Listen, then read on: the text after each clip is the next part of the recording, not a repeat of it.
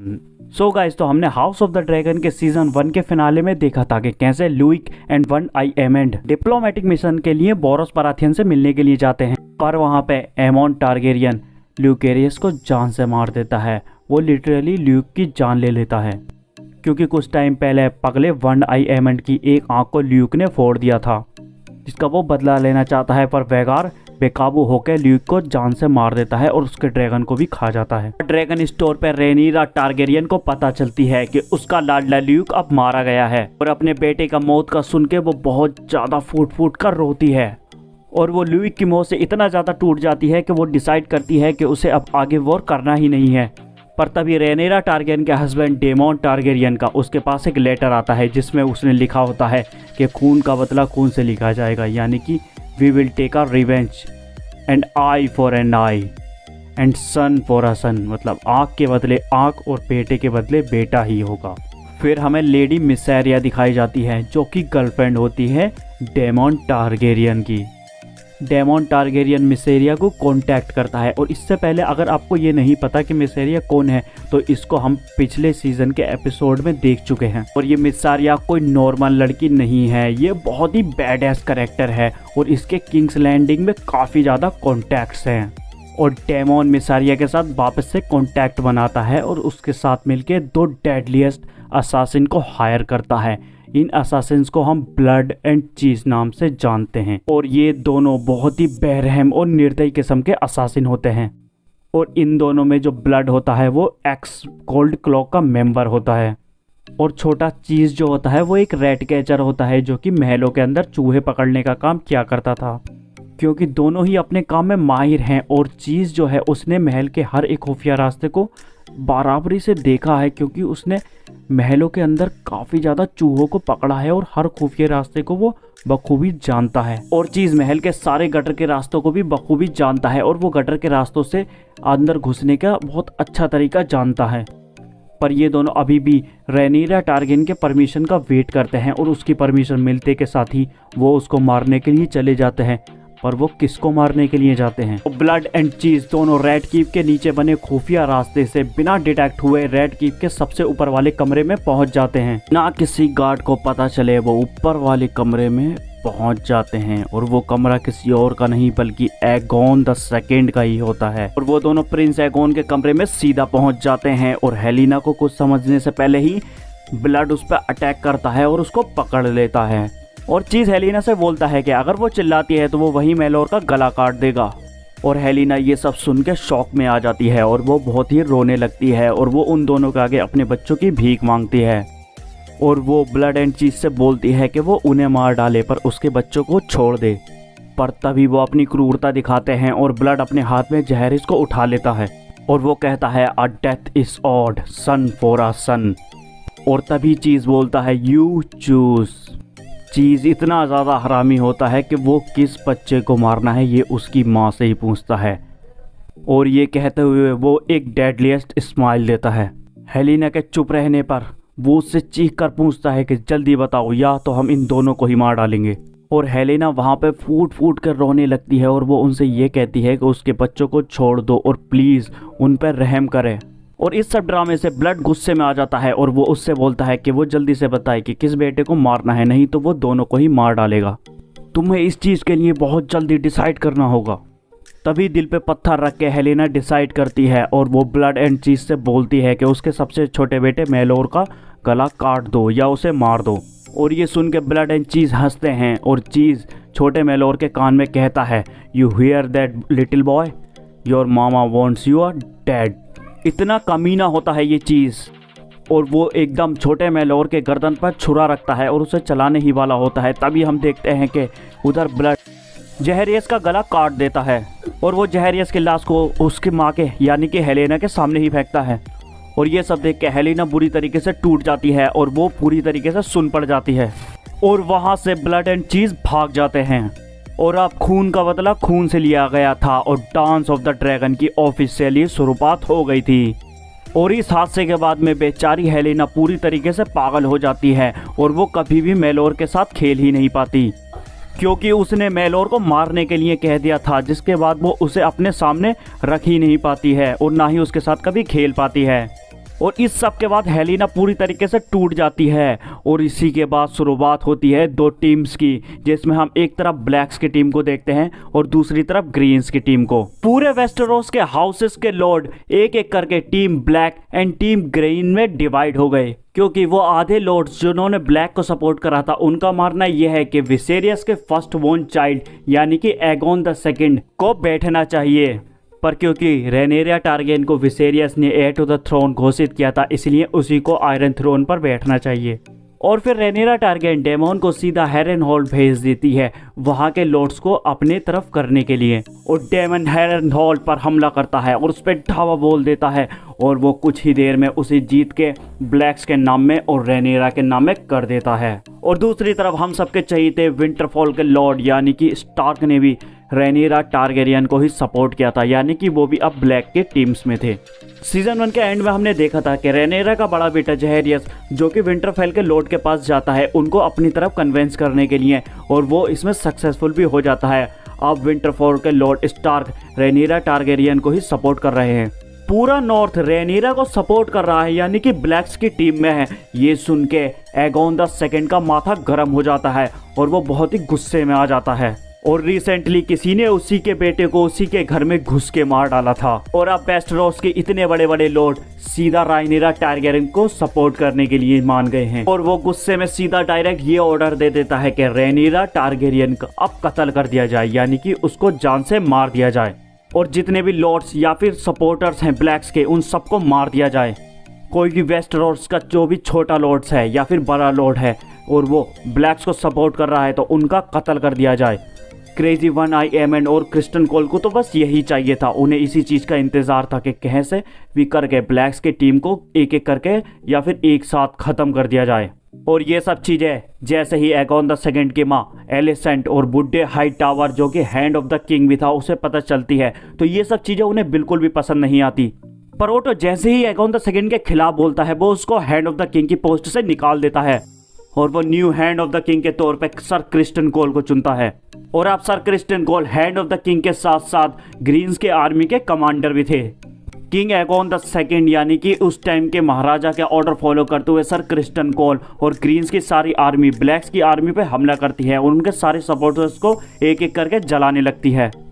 और ग्रीन्स की आर्मी ऐसी तबाही करते हुए आगे बढ़ती है और वो सीधा रुक्स रेस्ट नाम की एक जगह पर पहुंचती है, और इस रुक्स रेस्ट की जितनी भी आसपास की और आजू बाजू की जगहें थी उस पर राज करते थे हाउस टाउनटन।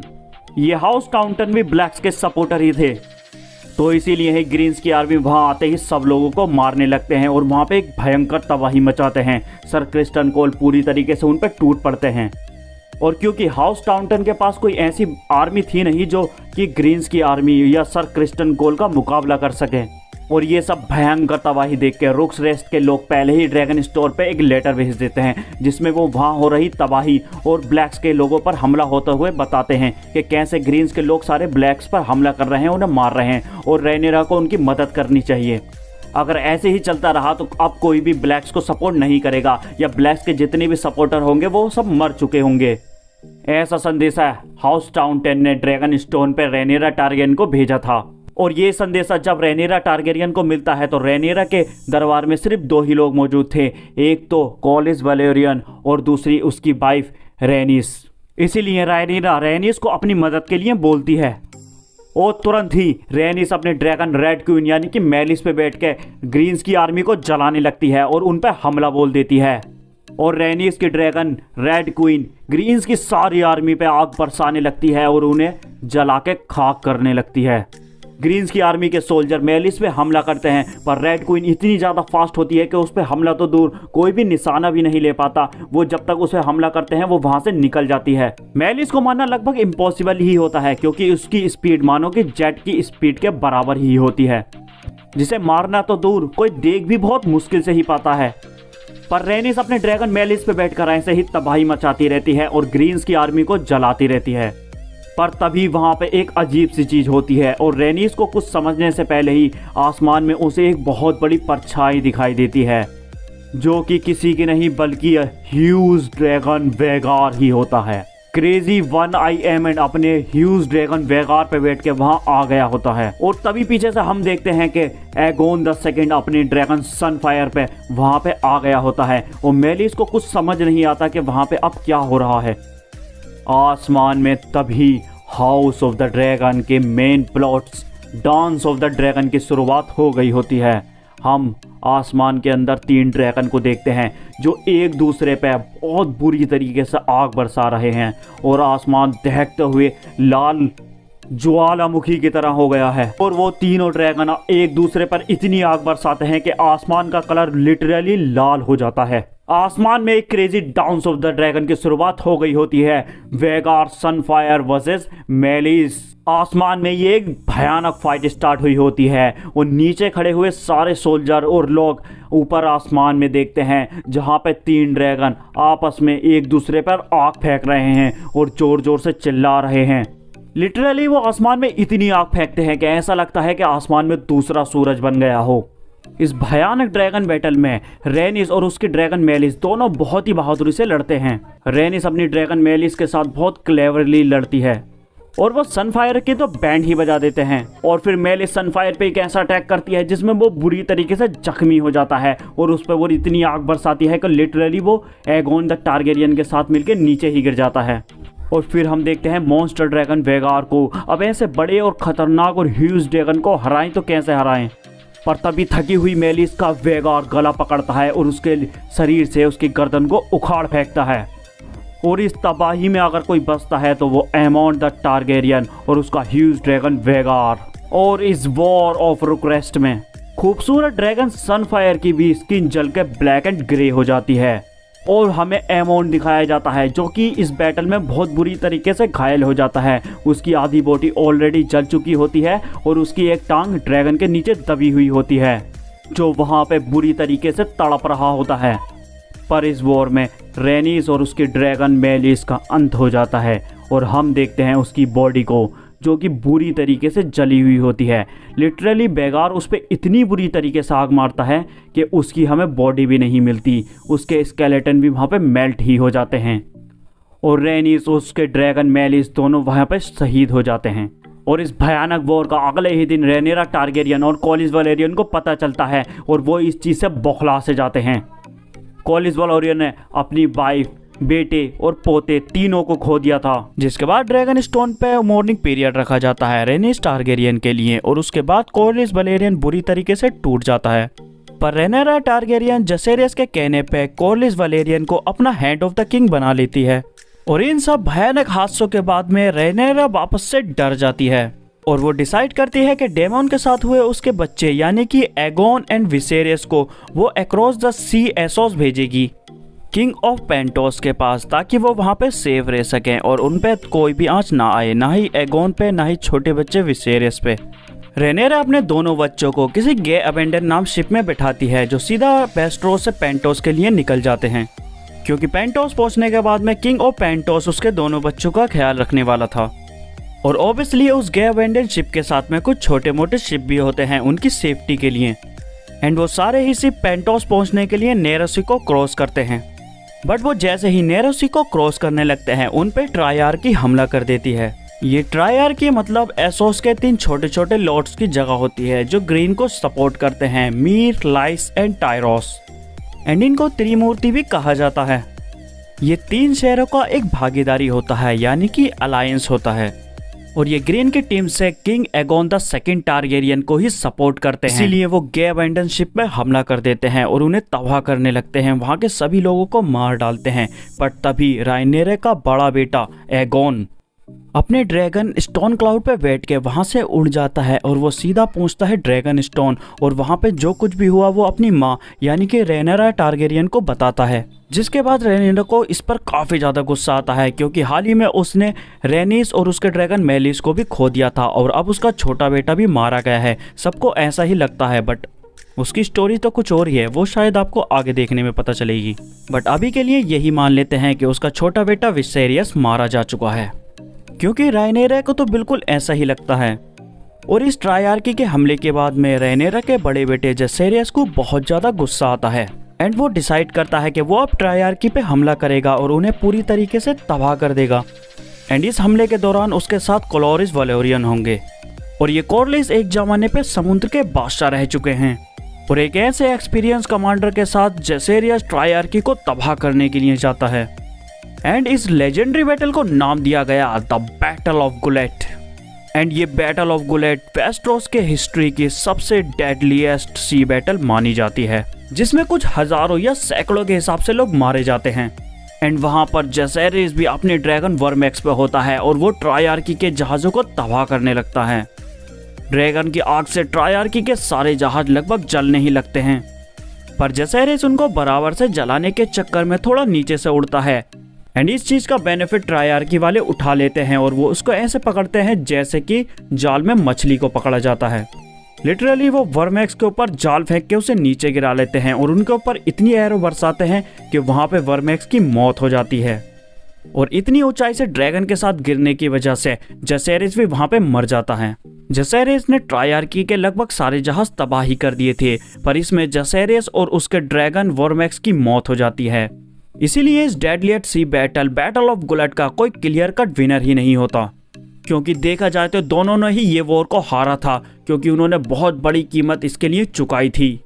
क्योंकि ब्लैक्स में राइनीरा का बेटा जसेरियस और उसका ड्रैगन वर्मेक्स मारा गया था। एंड ग्रीन के साइड से लगभग 80 शिप तबाह हो गए थे और कई हजारों के हिसाब से लोग मारे गए थे। और इस बैटल ऑफ गुलेट के बाद में अब तक राइनीरा के बेटे जसेरियस और लुकेरिस दोनों मारे जा चुके हैं और उसका छोटा बेटा विसेरिस वो बिल्कुल लापता है। जिसके बाद में राइनीरा अपना आपा खो देती है और वो डिसाइड करती है कि अब उसे किसी भी कीमत पे थ्रोन चाहिए। और वो एक फैसला लेती है जिसमें ड्रैगन स्टोन पे अब कुल 6 ड्रैगन थे, जिनके अभी तक कोई भी ऑफिशियल राइडर नहीं थे। यहीं पे ड्रैगन स्टोन पे मौजूद टारगेरियन और वलेरियन के वास्टर्ड काम आते हैं। रेनेरा ड्रैगन स्टोन पे मौजूद सारे वास्टर्ड को बुला लेती है।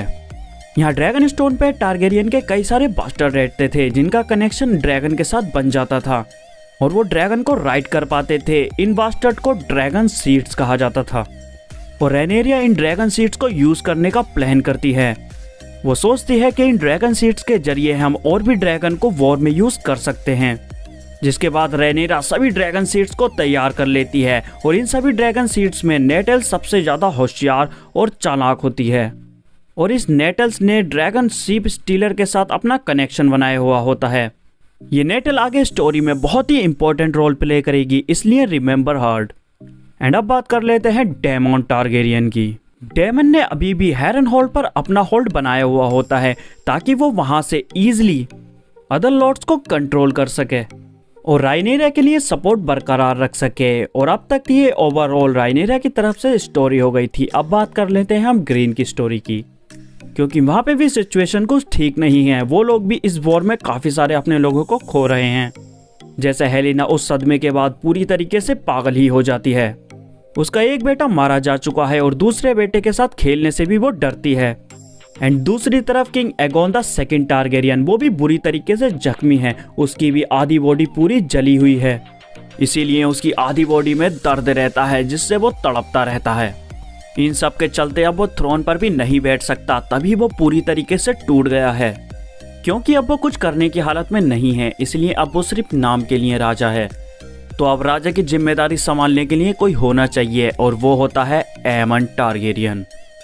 एमंड एगोन की और हेलेना की ऐसी हालत देख के गुस्से से भर जाता है और किंग एगोन की ऐसी हालत के बाद में सेना का सारा दारोमदार अब वन आई एमंड के हाथ में है। और एमंड सर क्रिस्टन कोल से बोलता है, बस बहुत हुआ, ये कोई बच्चों का खेल नहीं है। अब हमें हैरनहोल्ड पे हमला करना चाहिए और डेमन को मार देना चाहिए, क्योंकि रेनेरा की सारी पावर डेमन के साथ ही है। अगर डेमन मारा जाता है तो रेनेरा अपने आप घुटने टेक देगी। और ब्लैक के साइड से डेमन सबसे ज्यादा इंपॉर्टेंट होता है, इसलिए सर क्रिस्टन कोल एक बड़ी आर्मी लेके हैरनहोल्ड के लिए निकल पड़ते हैं। एंड वो सब हैरनहोल्ड के जस्ट बाहर आते हैं और पगला वन आई एमंड अपने ह्यूज ड्रैगन वेगार पे बैठ के हैरनहोल्ड पहुंचता है। और वहां पे माहौल इतना ज्यादा डेंजर हो जाता है कि लगता है कि अब हमें बैटल ऑफ हैरनहोल्ड देखने को मिलेगी। बट वहां पे कुछ शॉकिंग होता है, ना वहां पे डेमन होता है ना ही उसकी आर्मी। ये देख के सर क्रिस्टन कोल और एमंड पगला जाते हैं। और अब हम देखते हैं डेमन टारगेरियन को, जो राइनेरा के साथ मिलके किंग्स लैंडिंग पहुंचता है। और ये डेमन की तरफ से बहुत ही क्लेवर मूव था जिसमें वो एमन टारगेरियन को बेवकूफ़ बना देता है। और क्योंकि एमन एंड सर क्रिस्टन कोल एक बड़ी आर्मी लेके हैरेनहॉल पहुंचे थे, एमन ने जोश में होश खो के हैरेनहॉल पे अटैक कर दिया। पर चालाक डेमन को तो यही चाहिए था कि वन आई एमन कोई गलती करे और वो किंग्स लैंडिंग पे अपना हक जमा ले। और हो तभी बिल्कुल वैसा ही है। डेमन अपने ड्रैगन कैरेक्सिस पे बैठकर किंग्स लैंडिंग पहुंचता है और रेनेरा टारगेरियन अपने ड्रैगन साइरेक्स पे बैठकर किंग्स लैंडिंग आती है और एक बड़ी आर्मी ब्लैक्स की किंग्स लैंडिंग पहुंचती है। बट वहां पे उनसे लड़ने के लिए कोई होता ही नहीं है क्योंकि पगले वन आई एमन ने किंग्स लैंडिंग को डिफेंस लेस ही छोड़ दिया था। इसीलिए डेमन और उसकी आर्मी आसानी से किंग्स लैंडिंग पर कब्जा कर लेती है। और दूसरी तरफ वन आई एमन और सर क्रिस्टन कोल को समझ ही नहीं आता कि डेमन गया तो गया कहाँ। उन्हें कुछ 3-4 दिन तक पता ही नहीं चलता कि वहां पर हुआ क्या है। और एलिसेंट हाई टावर को रेनेरा के आने का पता चल जाता है, इसलिए वो एक संदेशा एमन टारगेरियन को भेजने का ट्राई करती है। वो एक रेवन के थ्रू संदेशा एमन टारगेरियन को भेजने ही लगती है। पर तभी गोल्ड क्लॉक के मेंबर वहां पे आ जाते हैं और हेलिना और एलिसेंट हाई टावर को पकड़ लेते हैं। ये गोल्ड क्लॉक के मेंबर अब तक ग्रीन के साइड में थे, पर जैसे ही डेमन टारगेरियन यहाँ आता है ये उसके साइड में हो जाते हैं क्योंकि वो डेमन ही था जिसने उन्हें वो इज्जत और ओहदा दिया था। इसीलिए गोल्ड क्लॉक के सारी आर्मी भी अब ब्लैक के साइड हो चुकी थी, जिसके बाद ब्लैक्स को रोकना लगभग इम्पॉसिबल ही हो गया था और वो लोग हेलिना को और एलिसेंट हाई टावर को पकड़ लेते हैं। राइनेरा और डेमन दोनों रेड कीप में आते हैं और सालों बाद वो दोनों एलिसेंट हाई टावर को देखते हैं जिसे गोल्ड क्लॉक के मेंबर ने बंदी बनाया हुआ होता है और उसके साथ साथ पागल हुई हेलिना को भी। एंड अब डेमन गोल्ड क्लॉक को ऑर्डर देता है और वो बोलता है कि किंग एगोन को मेरे सामने लाया जाए। बट सरप्राइज सरप्राइज, घंटों ढूंढने के बाद भी गोल्ड क्लॉक को एगोन द टारगेरियन नहीं मिलता। किंग एगोन अपनी वाइफ हेलिना और माँ एलिसेंट हाई टावर को छोड़ के कहीं भाग गया होता है, जिसके बाद गोल्ड क्लॉक के मेंबर एगोन टारगेरियन भाग गया है ऐसी खबर डेमन टारगेरियन को देते हैं। और अब फाइनली राइनेरा टारगेरियन आयरन थ्रोन पे बैठने के लिए जाती है। बट वो जैसे ही आयरन थ्रोन पे बैठती है उसके पैर में एक ब्लेड्स का कट लग जाता है और उसके पैरों से खून बहने लगता है। और ये बिल्कुल ऐसा होता है कि थ्रोन ने उसे ठुकरा दिया है। बट जो भी हो, राइनेरा का फाइनली ड्रीम पूरा हो गया था, उसे आयरन थ्रोन मिल गया था। एंड इवेंचुअली किंग्स लैंडिंग के गिरने की खबर अब वन आई एमन के कानों में पहुंच गई थी और वो इन सबसे पगला जाता है और वो पूरी तरीके से क्रेजी हो जाता है। उसके गुस्से का अब कोई ठिकाना नहीं रहता क्योंकि उसने जल्दीबाजी में एक गलत फैसला ले लिया जिसकी बिना पे उसके हाथों से किंग्स लैंडिंग पूरा चला गया। जिसके बाद बदले की आग में और पागलपन में अपने मैसिव ड्रैगन वेगार पे वो रिवरलैंड के सारे गांव वासियों को जलाने लगता है। ब्लैक को सपोर्ट करने वाले वो सबको मारने लगता है और ये सब वहाँ खड़ा होकर सर क्रिस्टन कोल देख रहे होते हैं। एंड एमन का ये पागलपन देख के उन्हें तो कुछ समझता ही नहीं है कि अब करें तो क्या करें। और इन सब के बाद में सर क्रिस्टन कोल भी एक स्टूपिड डिसीजन ले लेते हैं। उन्हें लगता है कि वो किंग्स लैंडिंग पे हमला करके उसे जीत सकते हैं और एलिसेंट हाई टावर की वो अब रक्षा करेंगे दोबारा से। एंड तभी वो एलिसेंट हाई टावर को बचाने के लिए एक बड़ी सेना लेके किंग्स लैंडिंग की तरफ को रवाना होते हैं। पर तभी बीच में ही उन पे हमला होता है और रिवरलैंड के कुछ बड़े बड़े लॉर्ड मिलके उन पे हमला करते हैं जिसमें सर क्रिस्टन कोल की मौत हो जाती है। कुछ इस तरीके से एक लेजेंडरी कैरेक्टर की डेथ हो जाती है और सर क्रिस्टन कोल वहाँ पे शहीद हो जाते हैं क्योंकि डेमन की वजह से रिवरलैंड के सारे लॉर्ड ब्लैक को ही सपोर्ट करते थे और वो सब इसीलिए भी गुस्सा थे क्योंकि एमेंड और वेगार ने उनके कई गांवों को जलाकर राख कर दिया था। और दूसरी तरफ किंग्स लैंडिंग में कुछ अलग ही चल रहा था। वहाँ रेनेरा टारगेरियन को एक खबर मिलती है जहाँ उसे पता चलता है कि उसके हस्बैंड डेमन टारगेरियन का नेटल के साथ में कुछ अफेयर सा चल रहा है। और पहले से ही किंग्स लैंडिंग में अकेली रह रही रेनेरा को इस बात से बहुत चिढ़ होती है।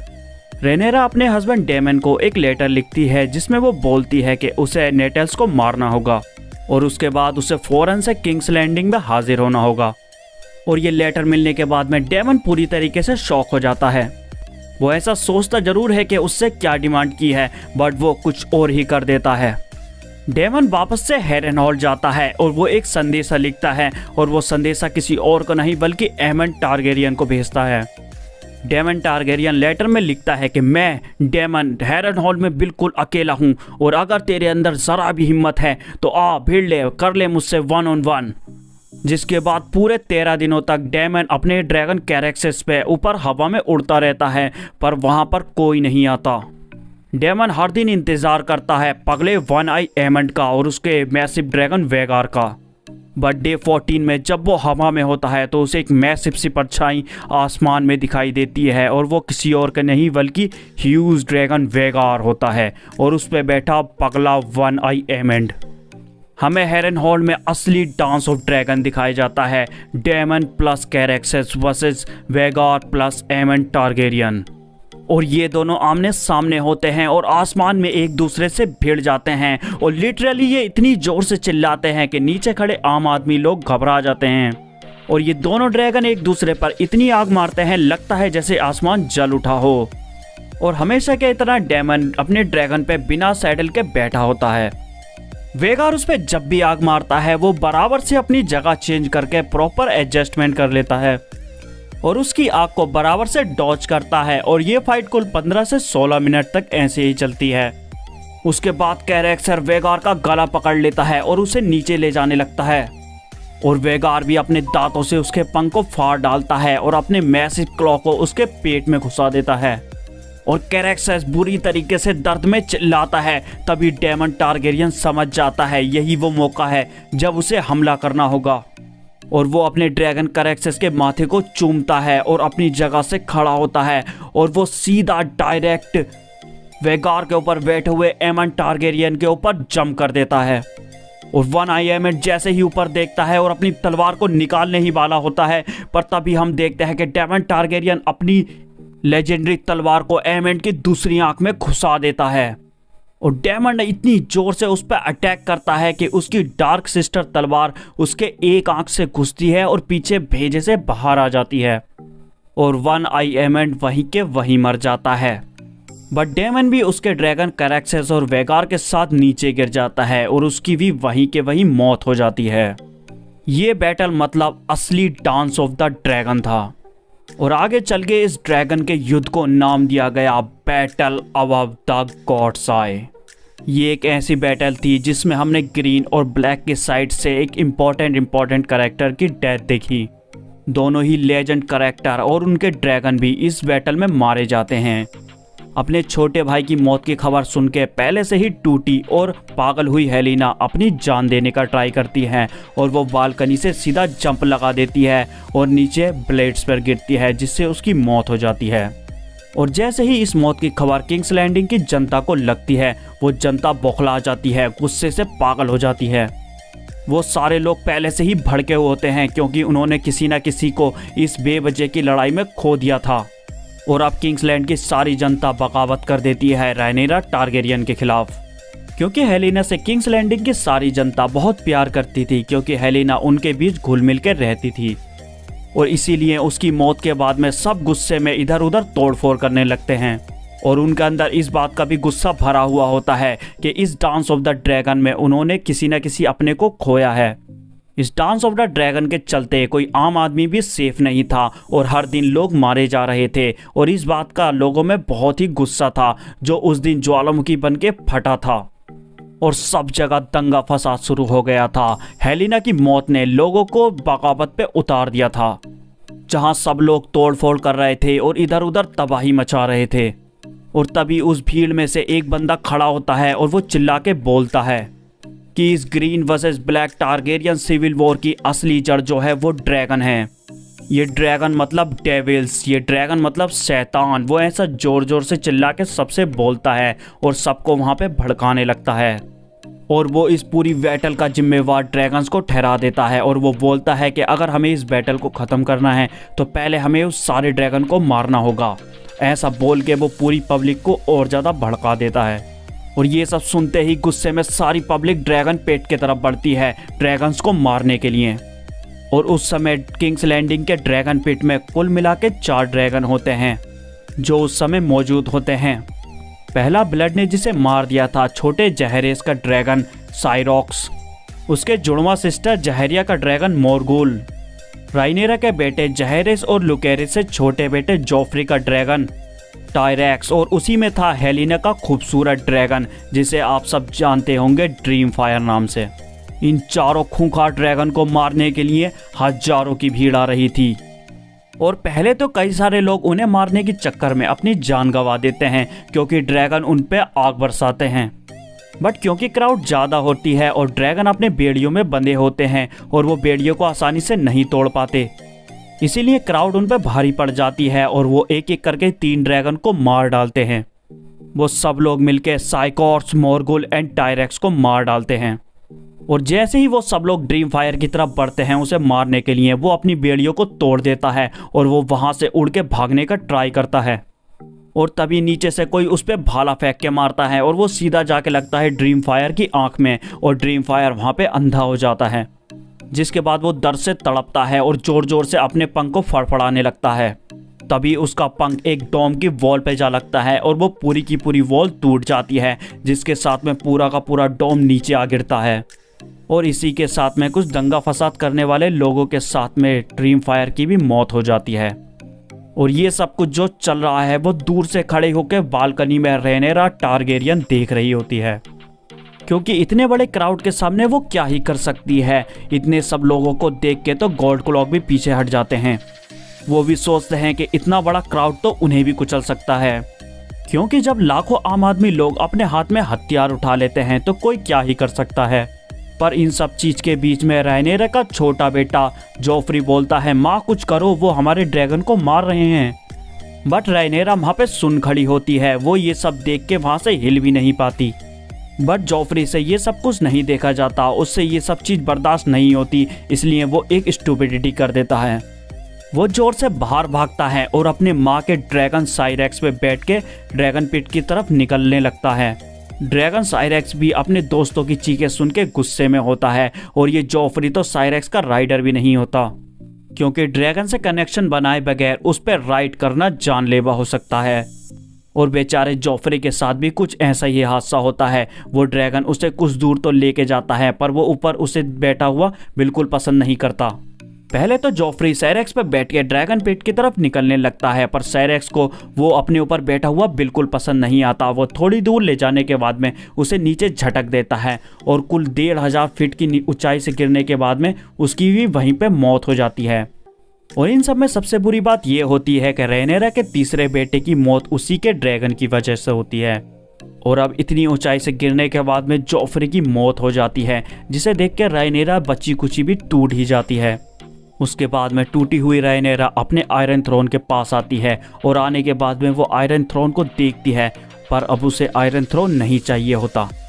और उसकी बची हुई छोटी सी काउंसिल अब उसे एक सलाह देती है कि तुम्हें यहाँ से भाग जाना चाहिए, और रैनेरा बिल्कुल ऐसा ही करती है। रैनेरा सबसे छुप छुपा के और बच के अपने बेटे एगोन को लेके वहाँ से निकलने लगती है। और इतना सब कुछ होने के बाद में रैनेरा को भी अब क्वीन नहीं रहना था, उसे कैसे भी करके अपनी और अपने बच्चे की बस अब जान बचानी थी।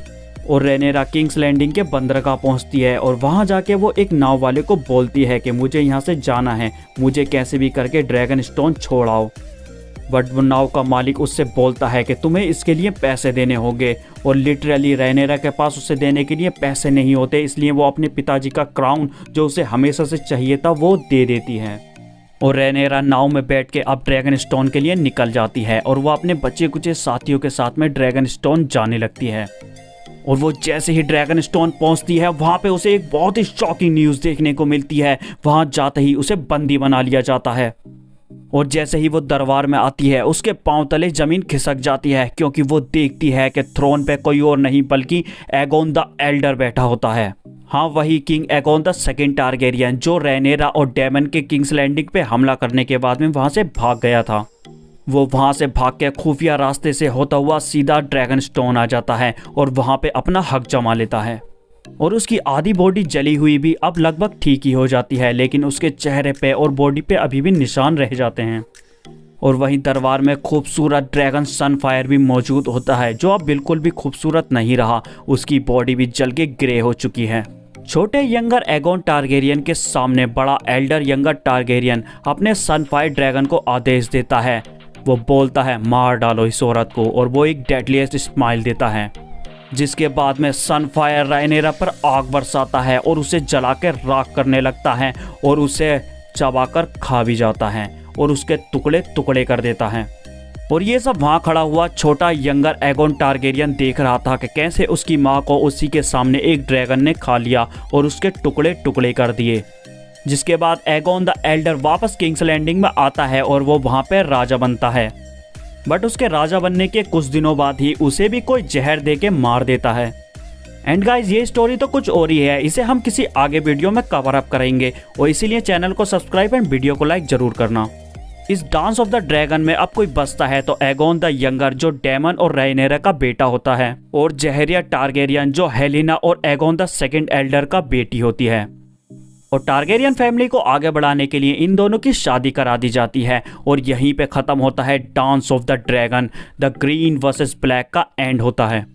और अब इस स्टोरी का भी यहीं पे एंड होता है। इस स्टोरी में कई सारी छोटी छोटी स्टोरियां रही थी और 200 से भी ज़्यादा कोई छोटे छोटे इंपॉर्टेंट कैरेक्टर रहे थे और कुछ साइड बैटल्स रही थी वो जो इतनी ज़्यादा इंपॉर्टेंट नहीं थी। मैंने इस वीडियो के अंदर house of the dragon season 2 में होने वाले कुछ important character and important battles को ही डाला है और ये देखना काफ़ी ज़्यादा इंटरेस्टिंग होगा कि हाउस ऑफ द ड्रैगन के HBO Max की सीरीज़ में इसमें से हमें क्या क्या देखने को मिलता है। क्योंकि हमने देखा है कि सीजन 1 की स्टोरी टोटली बेस्ड है बुक के ऊपर, बिल्कुल एक्यूरेट उन्होंने रखा है, जैसा बुक में है वैसा ही उन्होंने HBO Max पर भी रखा है। और हाउस ऑफ द ड्रैगन की शूटिंग अब स्टार्ट हो गई है और ये लगभग 8 to 9 मंथ चलेगी। उसके बाद में इसका एडिटिंग का काम भी चलेगा, तो ये हमें शायद जून 2024 में देखने को मिल जाएगी। इतना लंबा वेट कौन करता है, पर हमारे पास कोई और ऑप्शन नहीं है, इसलिए हमें वेट करना ही पड़ेगा। Thanks for watching my video.